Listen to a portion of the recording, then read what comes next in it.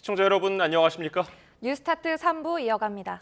이란 협상 대표단인 아락치 외무장관이 회담 개최지인 파키스탄을 방문하면서 2차 협상 개최 기대감을 키웠습니다.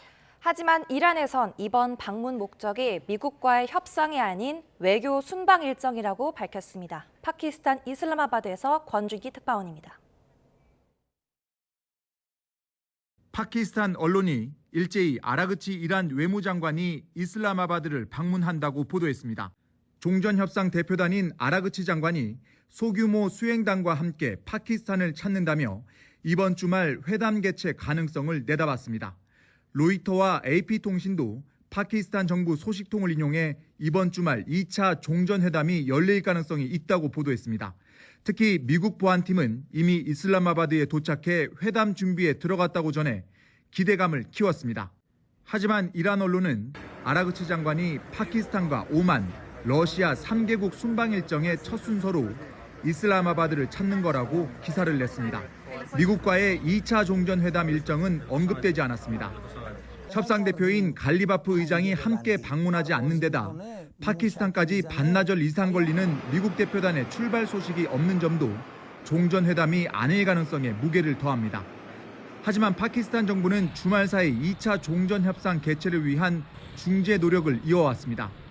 협상 키맨인 파키스탄 총사령관과 외무장관이 아라그치 이란 외무장관과 전화통화를 미리 가졌고 이란을 협상 테이블로 복귀시키기 위해 미국의 해상 봉쇄를 풀어달라는 요청을 전달했다는 보도도 나왔습니다.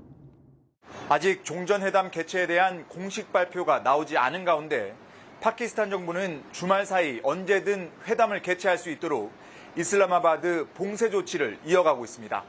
파키스탄 이슬라마바드에서 YTN 권중기입니다.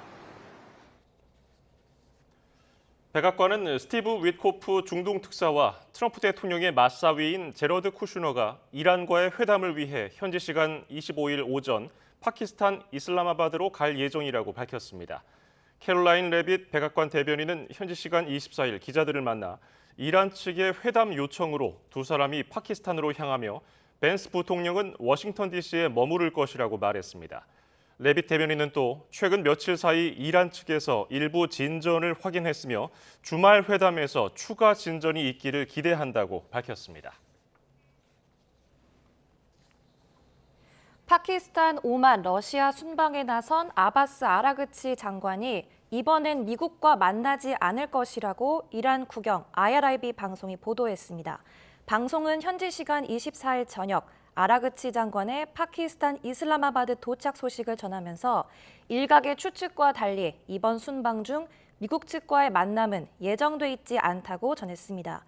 이어서 대신 파키스탄은 이란이 가진 분쟁 종식에 대한 고려 사항들을 전달하는 가교 역할을 수행한다며 이는 지난주 아심 무니르 파키스탄 육군 참모총장이 테헤란을 방문했을 때 전달된 내용의 연장선에 있다고 덧붙였습니다.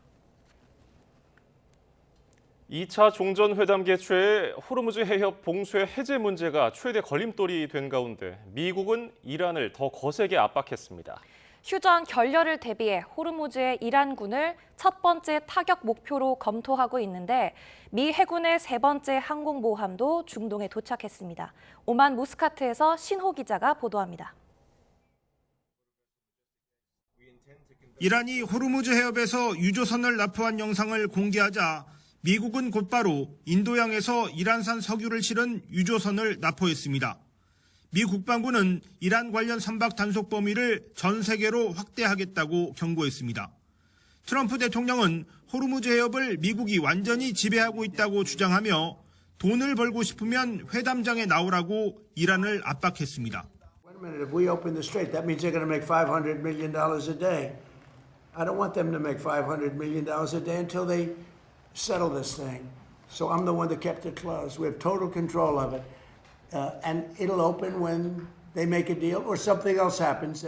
CNN은 소식통을 인용해 이번 휴전이 실패로 끝나면 호르무즈 해협의 이란군을 타격하는 작전을 미군이 준비하고 있다고 전했습니다.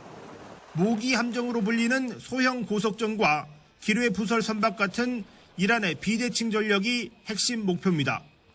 미국은 조지 H.W. 부시 항공모함의 중동 작전구역 진입도 발표했습니다. 이번 전쟁 초기부터 투입된 에이브러험 링컨함과 제럴드 R. 포드함에 이어 세 번째 항공모함입니다. 반대로 이란 언론은 미국의 제재 대상인 유조선이 봉쇄를 뚫고 호르무즈 해협 안으로 들어왔다는 보도를 내놨습니다. 호르무즈 바깥 항구를 통해 중국으로 에너지 수출도 유지하고 있다면서 미국의 봉쇄를 버틸 수 있다는 여론전을 펼쳤습니다. 이란은 이번 주말부터 테헤란의 호메이니 국제공항에서 이스탄불과 무스카트, 베이징을 오가는 항공편도 재개하기로 했습니다. 미국과 이란은 호르무즈 해협 봉쇄를 먼저 푸는 순간 종전회담의 주도권도 뺏긴다고 판단하고 있습니다. 호르무즈 해협 봉쇄 문제가 이번 주 개최 가능성이 거론되던 2차 종전회담의 최대 걸림돌이 됐습니다. 오만 무스카트에서 YTN 신호입니다. 피트 헤그세스 미 국방부 장관이 대이란 해상 봉쇄는 확대되고 있으며 전 세계로 확장하고 있다고 밝혔습니다.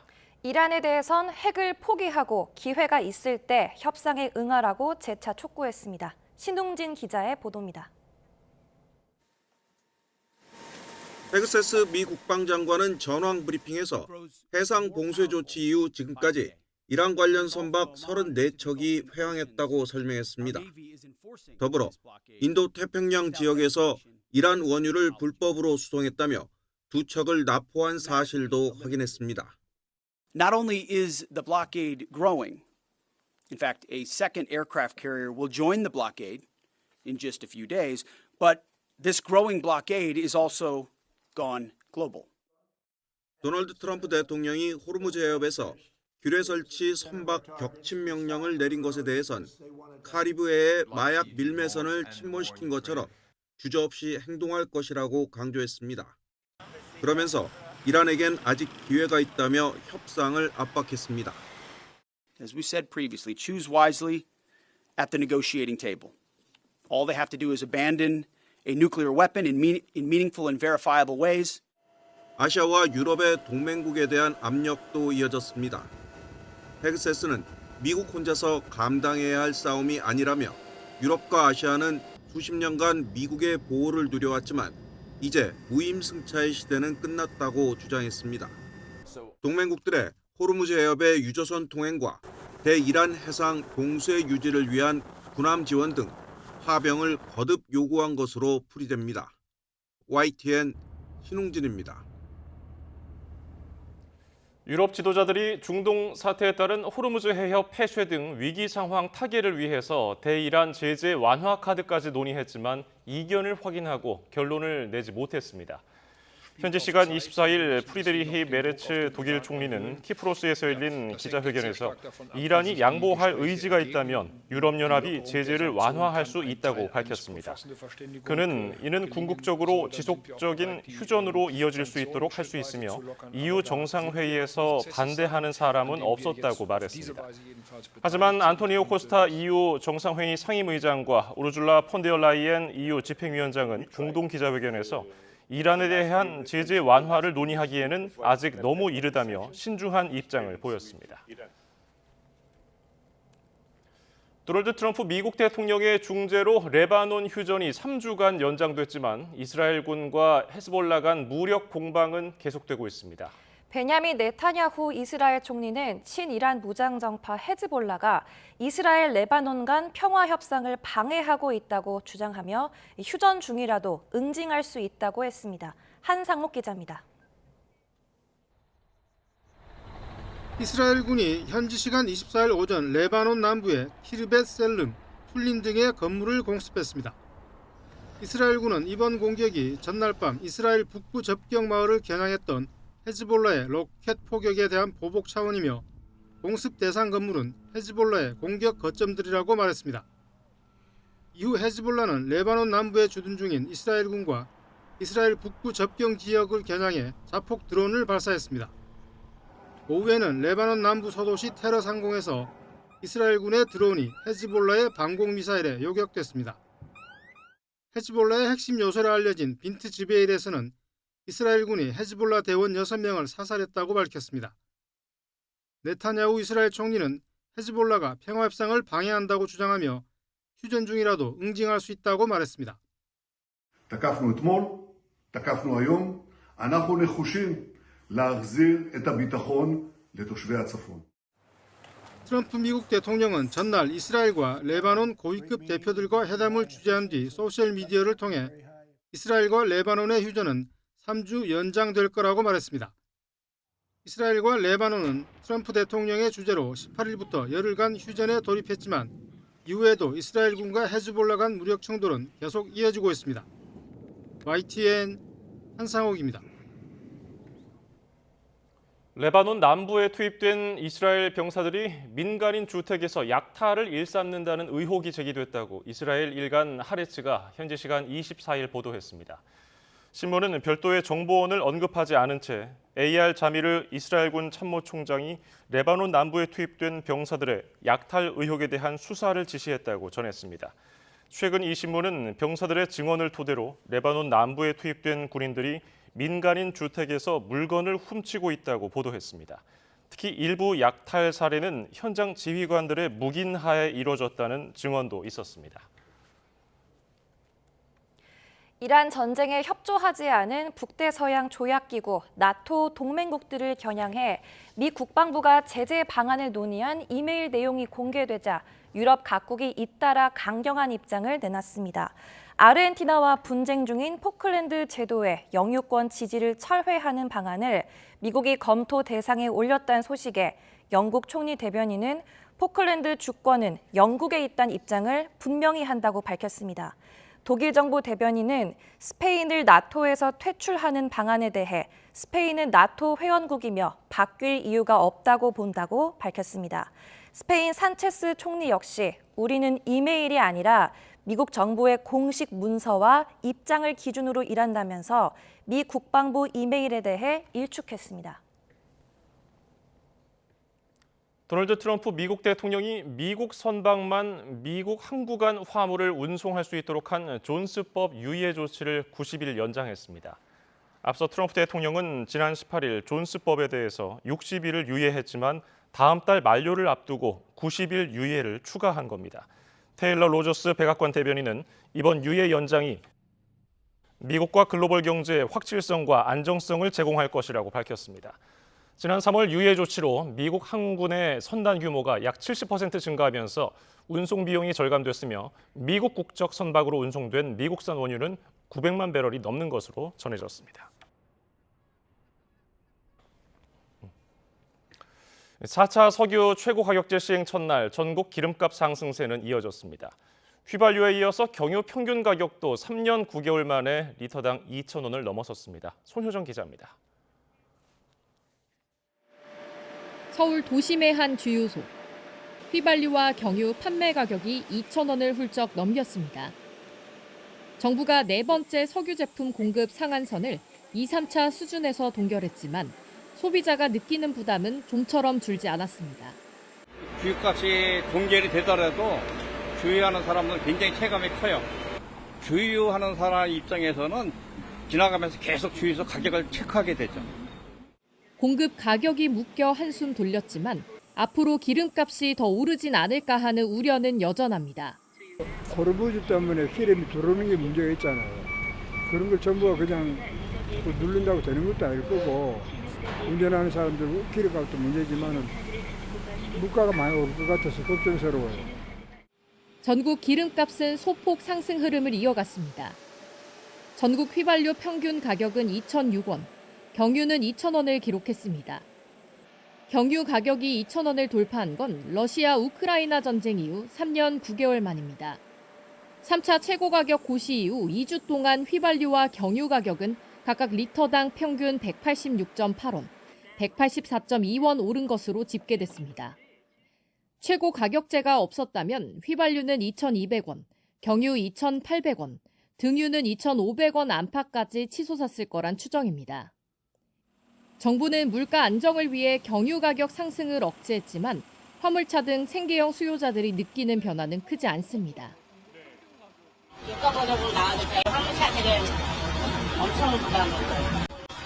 지금 이거보다 더 오른 적이 없었던 것 같아서 더 비쌀 때를 겪어본 적이 없는 거. 정부는 다음 달부터 LPG 부탄 연료의 유류세 인하 폭을 확대하는 등 취약계층과 서민에 대한 지원을 강화하겠다는 방침입니다. YTN 손유정입니다. 보건당국은 앞서 공급 부족 우려를 낳았던 주사기의 매점 매석 행위를 금지한 뒤에 특별 단속을 진행해왔습니다. 과도한 양을 팔지 않고 가지고 있거나 특정 거래처에만 많이 판 업체들이 무더기로 적발됐는데 한 업체는 10만 개가 넘는 주사기를 보관하고 있기도 했습니다. 김주영 기자입니다. 의료기기 판매업체 창고에 일회용 의료기기들이 쌓여 있습니다. 상자를 열어보니 일회용 주사기들이 가득하고 창고 안에 5일 넘게 보관돼 있던 주사기만 13만 개가 넘게 발견됐습니다. 매점 매석 금지 고시를 위반해 식품의약품안전처 특별단속에 적발된 겁니다. 앞서 일부 판매업체에서 주사기 품절 현상이 나타나자 공급 부족 우려가 커졌습니다. 이에 보건당국은 월 평균 판매량 대비 150%가 넘는 주사기, 주사침을 5일 이상 보유하지 못하도록 지난 13일 고시를 내렸습니다. 같은 판매처에 대해 중동 사태 발생 전 3개월 평균량을 넘게 파는 것도 금지됐습니다. 주사기 생산량이 전쟁 전보다 오히려 많은 만큼 매점 매석 행위가 유통망을 교란하고 있다는 판단입니다. 이에 따라 식약처는 특별 단속반을 운영해왔고 고시를 어긴 32개 주사기 판매업체를 적발했습니다. 단속 결과 월 평균 판매량의 150%를 초과하여 주사기를 5일 이상 보관하고 판매하지 않은 업체 4곳, 동일한 구매처에 과다하게 공급한 업체 30곳을 적발하였습니다. 적발된 업체에 대해서는 고발, 시정명령을 내릴 예정이고 단속된 물량은 공급 부족 현장에 하루 안에 출고하도록 조치했습니다. 또 특별단속반을 계속 운영하는 동시에 과도하게 가격을 올린 업체에 대해서는 가격 인하를 계도할 방침입니다. YTN 김주영입니다. 정동영 통일부 장관의 구성 핵시설 발언과 관련해 청와대는 정보 유출이 아니지만 한미 간 인식 차이가 있다고 밝혔습니다. 쿠팡 문제와 관련해서도 이로 인해 한미 안보 합의 이행이 지연되는 건 사실이라고 인정했습니다. 홍민기 기자입니다. 위성락 국가안보실장이 이재명 대통령의 베트남 순방을 수행하던 중 최근 논란이 된 대미 현안과 관련해 브리핑을 진행했습니다. 정동영 통일부 장관의 구성 핵시설 발언은 공개된 출처에서 얻은 정보일 뿐 기밀 유출이 아니란 정부 입장을 거듭 밝혔습니다. 그런데도 미국이 이를 문제 삼는 이유에 대해선 미 측은 자신들이 준 정보가 흘러간 것으로 생각하는 것 같다며 약간의 인식차가 있다고 설명했습니다. 미국과는 여러 채널로 소통하고 있고 정상적인 협력 상태로 돌아가야 한다면서도 우리 정부 입장이 전달되기까지는 시간이 걸릴 것 같다고 언급하기도 했습니다. 특히 언론과 정치권의 과도한 관심이 정치적 대립으로 번지고 있다는 우려 또한 나타냈습니다. 위 실장은 쿠팡 정보 유출 사태가 한미 관계에 미치는 여파에 대해서도 설명했습니다. 핵 잠수함 건조, 농축 핵연료 재처리 권한 확대 등 지난해 합의된 안보 분야 협의가 지연되는데 쿠팡 문제가 영향을 주는 건 사실이라고 인정했습니다. 쿠팡 문제는 법대로, 안보 협의는 협의대로 진행돼야 한다는 게 우리 측 입장이라며 강경화 주미대사에게 쿠팡 등 미국 기업을 차별하지 말라는 항의성 서한을 보낸 미 공화당 소속 의원들에게도 이를 설명하고 있다고 전했습니다. 극우 성향 논란이 제기된 미셸 박스틸 주한미 대사 내정자에 대해서도 특별히 문제가 있지는 않다며 한미 관계를 푸는 데 좋은 역할을 할 걸로 기대된다고 밝혔습니다. 위 실장은 한미 관계가 가까운 만큼 다양한 현안이 있을 수 있고 이를 잘 관리해야 한다며 최근 구성 발언과 쿠팡 문제로 동맹에 균열이 생긴 것 아니냐는 일각의 우려에 선을 그었습니다. YTN 홍민기입니다. 한미 갈등의 여지는 정치권에도 몰아쳤습니다. 국민의힘은 정동영 장관 해임안을 내며 공세 수위를 한껏 높였고 우원식 국회의장은 미 공화당 하원 의원들의 쿠팡 서한을 놓고 명백한 내정 간섭이라고 각을 세웠습니다. 부장원 기자입니다. 연일 대여 공세에 고삐를 죄고 있는 장동혁 대표. 예정에 없던 기자회견을 열고 구성 핵시설 발언 사태를 정조준했습니다. 직접 제임스 앨러 주한 미국 대사 대리를 만나 미국 쪽 분위기를 확인한 결과 동맹 간 신뢰가 붕괴할 위기에 직면했다며 정동영 통일부 장관의 해임을 촉구했습니다. 이재명 대통령이 정동영 장관을 계속 지키려 한다면 한미 동맹은 더욱 큰 균열로 갈 수밖에 없습니다. 국회 국방위원장인 성일종 의원도 국가안보실장이 확인했듯 동맹이 삐걱대는 건 명백하다며 더는 국가에 짐이 되지 말라고 쏘아붙였습니다. 국민의힘은 예고한 대로 소속 의원 전원 명의로 정 장관에 대한 해임 건의안을 발의했습니다. 재적 의원의 과반 찬성이 필요한 만큼 본회의 통과 가능성은 없지만 정치적 책임은 따져 묻겠다는 겁니다. 다수당인 민주당에 막혀서 통과되지 않는다 하더라도 국무위원으로서의 본분을 망각한 행위에 대해서는 더불어민주당은 청와대가 키를 주고 미국 측과 해결의 실마리를 찾고 있는 만큼 대응을 자제하는 분위기입니다. 대신 입법부 수장이자 국가의전서열 2위 우원식 국회의장은 한미 갈등의 또 다른 축 쿠팡 사태를 놓고 목소리를 냈습니다. 미국 공화당 하원 의원들이 강경화 주미대사에게 쿠팡에 대한 차별적 규제를 중단하란 편지를 보낸 건 있을 수 없는 일이라고 규탄한 건데 명백한 내정 간섭이라고도 각을 세웠습니다. 우리가 갖고 있는 법률을 인정하지 않겠다는 소리죠. 만약에 우리 기업들이 미국에서 그런 일을 했으면 미국에서 가만히 있을 겁니까? 예. 저는 그래서 이건 명백한 내정 간섭이다. 민주당도 사명의식 없는 대미 굴종 본능이라며 미국이 한마디 하면 좌불안석이 되는 사고방식이 참담하다고 비판했습니다. 국민의힘은 삐걱대는 한미동맹을 발판 삼아 대여 공세 수위를 높여갈 심산인데 국민보호와 국익을 최우선에 놓는 절묘한 줄타기도 필요해 보입니다. YTN 부장원입니다. 제이비어 브런슨 주한미군 사령관이 2029년 1분기까지 전시작전권 전환을 위한 조건을 완료하겠다는 로드맵을 국방부에 제출했다고 밝히면서 미묘한 파장이 일고 있습니다. 트럼프 대통령의 임기가 끝나는 2029년 1월까지 승인을 받지 못할 경우 전작권 전환 일정이 미국의 차기 정부로 넘어가게 돼 정부가 목표로 하는 임기 내 전환에도 영향을 미칠 수 있기 때문입니다. 김문경 기자가 보도합니다. 제이비어 브런슨 주한미군 사령관이 2029년 1분기에 전시작전권 전환 조건을 완료하겠다고 밝혔습니다. 브런슨 사령관은 이를 담은 로드맵을 미 국방부에 제출했다며 이같이 말했습니다. I would say that right now we've delivered to OSW a roadmap which will get us there not later than second quarter of FY29, and we'll continue to pursue that. 브런슨 사령관이 언급한 로드맵은 전작권 전환을 위한 3단계 검증입니다. 현재 진행 중인 2단계 검증을 올해 완료하고 내년부터 마지막 3단계에 대한 검증에 나설 것으로 보입니다. 이 같은 로드맵을 감안해 2029년 1분기를 제시한 것으로 보이는데 우리 측과는 사전에 조율하지 않은 것으로 알려졌습니다. 브런슨 사령관의 발언은 주한미군사의 의견을 언급한 것으로 전작권 전환 시기는 한미 군사당국의 건의를 기초로 SCM에서 한미 국방장관이 결정해서 양국 대통령께 건의될 예정입니다. 문제는 브런슨 사령관이 제시한 2029년 1분기인데 공교롭게도 미국의 대선 등 정치 일정과 맞물려 있다는 점입니다. 특히 2029년 1월에 임기가 끝나는 트럼프 대통령이 전작권 전환을 완료하지 않고 물러날 경우가 가장 큰 변수입니다. 3단계 군사적 검증이 완료되더라도 미국의 차기 정부가 한반도 안보 환경 등에 대한 정치적 검증에 나설 경우 이재명 정부의 임기 내 전환 목표에도 영향을 미칠 수 있습니다. 국방부는 올해를 전작권 전환의 원년으로 삼아 미 측과 협력을 강화하고 있다고 밝혔는데 브런슨 사령관이 전환 조건의 완료 시기를 제시하면서 이를 앞당기려는 우리 측과 상당한 줄다리기가 이어질 것으로 보입니다. YTN 김문경입니다.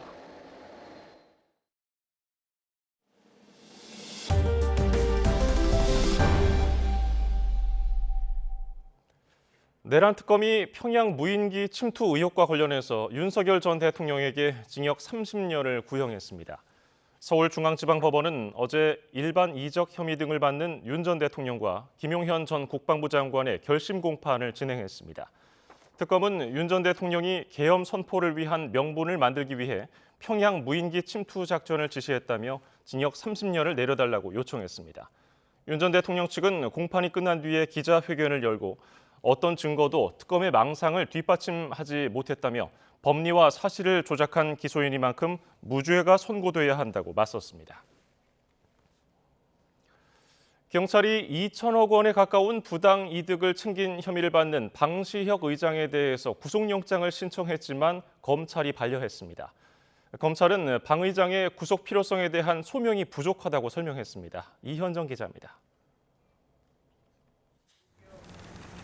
하이브 방시혁 의장에 대해 경찰이 구속영장을 신청한 지 3일 만에 검찰이 이를 반려했습니다. 경찰이 사기적 부정거래 혐의와 관련해 신병 확보를 시도했지만 검찰이 보완 수사를 요구하며 제동을 건 겁니다. 검찰은 현재 경찰 수사 단계에서는 방 의장을 구속해야 할 필요성에 대한 소명이 부족하다고 판단했습니다. 나름 자신했던 경찰은 일단 따로 입장은 내지 않은 채 검찰이 자세한 판단 사유를 파악한 뒤 영장 재신청 여부를 포함한 후속 조치를 결정하겠다고 밝혔습니다. 앞서 경찰은 방 의장이 투자자들을 속여 얻은 것으로 의심되는 부당이득이 1,900억 원대에 이르는 만큼 사안이 중대하다고 봤습니다. 특히 방 의장이 수사 직전 휴대전화를 교체하고 기업 공개 직후엔 사내 메신저 프로그램을 바꾸는 등 핵심 증거를 은닉하려 한 정황 역시 신병 확보가 필요하다고 본 이유였습니다. 하지만 검찰이 이번 결정으로 이미 1년 4개월여 동안 끌어온 경찰 수사에 일정 부분 차질이 불가피할 전망입니다. YTN 이현정입니다. 김창민 감독을 집단 폭행해서 숨지게 한 혐의를 받는 피의자들이 검찰에 처음으로 소환돼 10시간에 걸쳐서 조사를 받았습니다. 사건을 원점에서 다시 들여다보는 검찰이 전담 수사팀을 꾸린 지 20여일 만입니다. 윤웅성 기자입니다. 검찰이 고 김창민 감독 폭행 사건 피의자들을 처음으로 불러 조사했습니다. 지난 2일 전담 수사팀을 꾸린 지 20여일 만입니다. 이들은 지난해 10월 경기 구리에 있는 식당에서 발달장애를 가진 아들과 함께 식사하던 김 감독과 소음 문제로 다투다 집단 폭행을 가해 숨지게 한 혐의를 받고 있습니다. 피의자들은 앞서 유튜브를 통해 김 감독과 유가족에게 죄송하다는 내용의 영상을 올렸지만 유족 측에 직접 사과하진 않은 것으로 파악됐습니다. 검찰은 참고인 조사 등을 통해 사건을 원점에서 다시 들여다보고 있습니다. 앞서 검찰은 김 감독의 아들을 불러 사건 당일 상황을 재구성하고 현장에 출동했던 경찰관들도 소환해 초동 조치가 적절했는지 조사했습니다. 사건 당시 경찰이 가해자들을 현행범으로 체포하지 않아 부실 수사 논란이 일었던 만큼 그 경위도 들여다본 것으로 보입니다. 또 지난 15일에는 피의자들의 휴대전화와 주거지를 압수수색하는 등 강제 수사에도 나섰습니다. 경찰 수사 단계에서 피의자들에 대한 구속영장이 여러 차례 기각됐던 만큼 검찰이 다시 신병 확보를 시도할지 주목됩니다. YTN 윤웅성입니다. 어제 저녁 경기도 남양주의 한 마을에 전기 공급이 끊겨서 요양원 입소자와 주민들이 불편을 겪었습니다. 제주에서는 양돈장에서 난 불로 돼지 1,800여 마리가 죽었습니다. 정영수 기자입니다. 건물 복도에 불빛을 하곤 비상구를 알리는 유도등만 남았습니다. 엘리베이터도 모두 멈췄습니다. 어제 저녁 정전 피해를 본 남양주시 화도읍의 요양원 모습입니다. 전자식 출입문까지 먹통이 돼 어르신 70명과 요양보호사 12명이 2시간가량 고립됐습니다. 하드 케어하는 전기를 이용해서 하는 거여가지고요. 기저귀 케어도 해야 되고 하는데 아예 안 보이니까 케어도 못하고. 일대 아파트와 상가까지 500여 곳이 피해를 봤는데 한전은 주변 전력 케이블에서 원인을 알 수 없는 열화 현상이 일어났다고 설명했습니다. 시뻘건 화염 위로 검은 연기가 쉴 새 없이 솟구칩니다. 비슷한 시각 경기도 안산에선 건축 자재를 쌓아둔 컨테이너 창고에 불이 났습니다.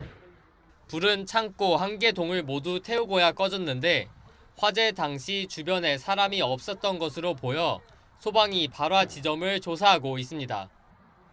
제주 한림읍에선 양돈장에서 큰 불이 나 한때 소방 대응 1단계가 발령됐습니다. 다친 사람은 없었지만 우리 3개 동이 모두 타면서 돼지 1,800여 마리가 죽었습니다. 오늘 새벽 수도권 제1순환고속도로에선 1톤 화물차가 의왕 청계 요금소를 지나다 시설물을 들이받았습니다. 30대 남성 운전자의 혈중 알코올 농도는 면허 취소 수준, 만취 상태였던 것으로 조사됐습니다. YTN 정영수입니다. 합성 니코틴을 원료로 한 액상형 전자담배를 온라인에서 판매하는 게 전면 금지됐습니다.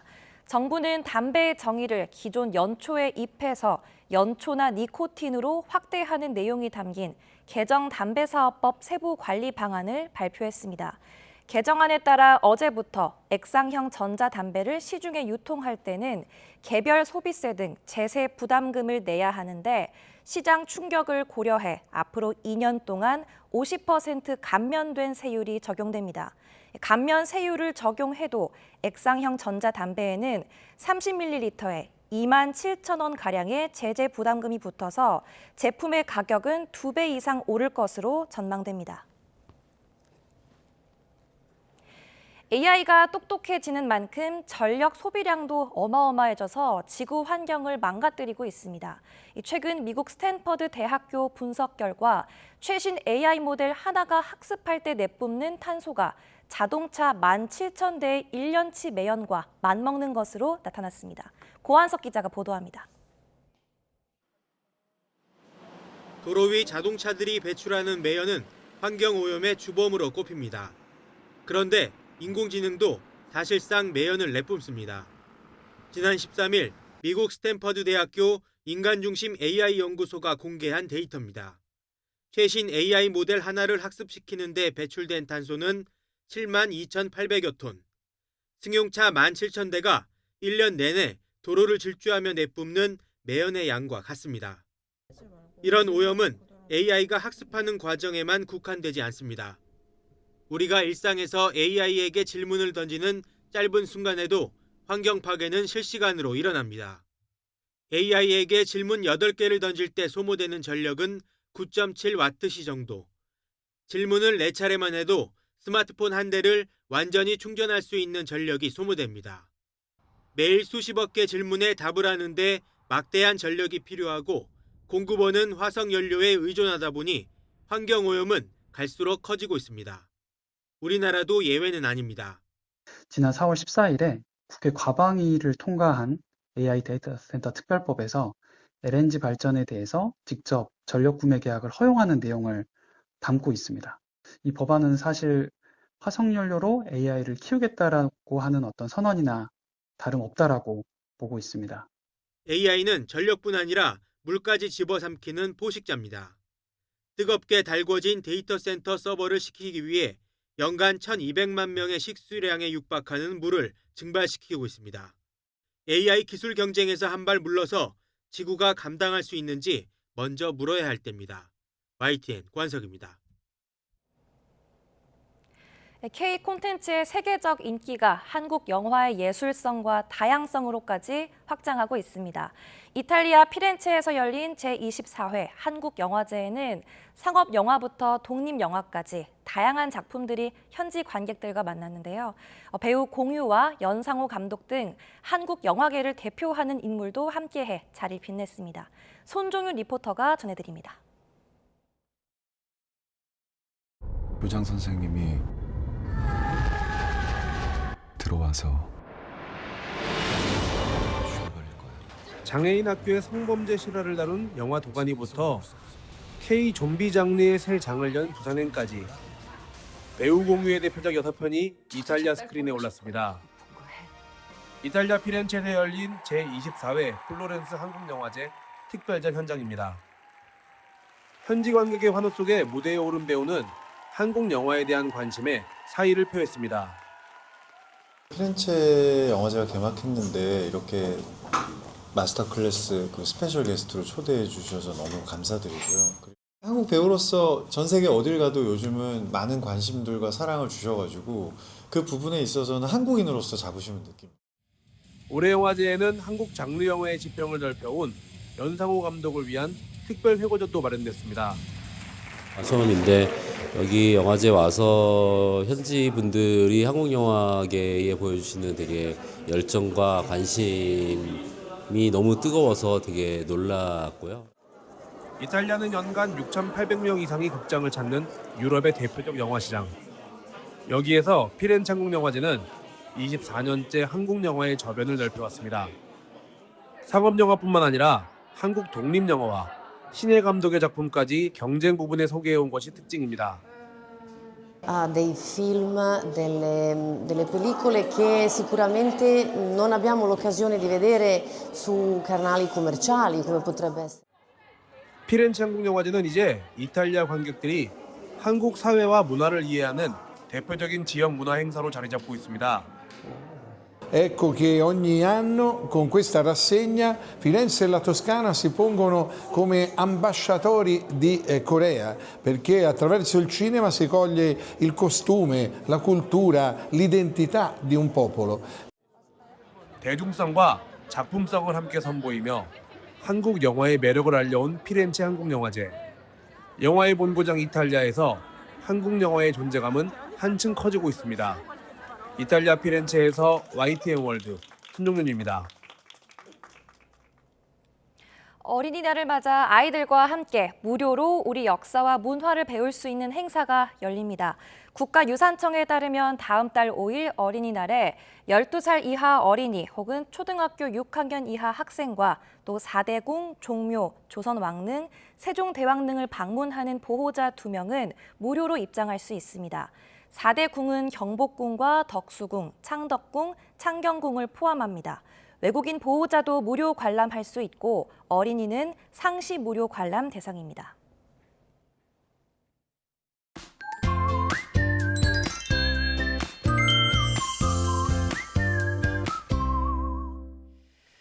오늘도 고온 현상이 계속됩니다. 계절의 시계가 한 달 이상을 앞서가겠는데요. 일교차가 20도 안팎까지 극심하게 벌어집니다. 현재 서울 기온은 11.7도로 쌀쌀한데요. 낮에는 27도까지 올라서 덥겠습니다. 하지만 해가 지면 다시 쌀쌀해지니까 겉옷은 꼭 챙기시길 바랍니다. 날은 더 건조합니다. 건조특보가 더 확대하면서 중부와 경북, 전북 일부에 건조주의보가 발효 중입니다. 특보가 확대할 가능성도 있으니까요. 기상정보 잘 참고해 주시길 바랍니다. 현재 기온 살펴보면 춘천이 7도, 대구가 7.8도고요. 낮에는 지금보다 기온이 크게 오릅니다. 춘천 26도, 청주도 26도, 대구도 25도까지 오를 것으로 보입니다. 월요일 밤부터는 중부를 중심으로 비가 내릴 전망입니다. 날씨였습니다. 뉴스타트 3부 마칩니다. 시청해주신 여러분 고맙습니다.